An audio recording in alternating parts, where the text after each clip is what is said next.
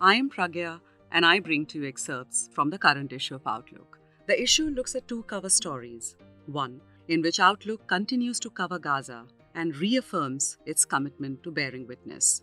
In this issue, there's a double cover with a dedication to poet and academic Rafat al-Harir, also called the Voice of Gaza, who was killed in an Israeli airstrike. The cover is an image composed of many images of ruins and remnants in Gaza, arranged as a mountain to show the scale of loss. A Welfarist Turn by Abhik Bhattacharya from Outlook. In the recent state elections, political parties went all out to woo voters with welfare schemes. The verdicts, however, prove that populist policies sans good governance won't necessarily bring electoral dividends. 2 days prior to the declaration of the recent assembly election results, Prime Minister Narendra Modi had a video interaction with Labharthis, the beneficiaries of various welfare schemes. As part of the Viksit Bharat Sankalp Yatra, launched to reach out to the last mile beneficiaries, the address was loaded with references to the schemes launched by the central government. Incidentally, it was these beneficiaries who were credited with the BJP getting an overwhelming majority in the 2019 general elections. The government has tried to woo them in the subsequent elections too. This brings up the question, are these Labharthis beneficiaries or the rightful claimants of the government schemes? Since independence, welfare benefits have mostly been perceived as rights of the citizens.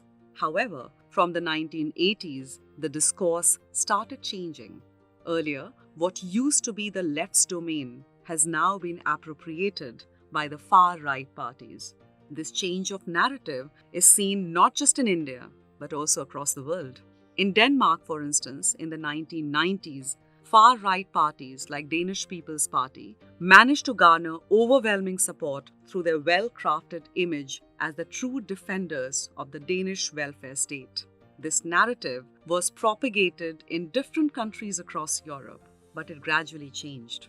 Prior to 2015 elections, Jimmy Åkesson, the leader of the far-right political party, asked people to choose between mass immigration and welfare. Something similar, pitting welfarist initiatives against the presumed threats of outsiders, was witnessed in the recent assembly elections.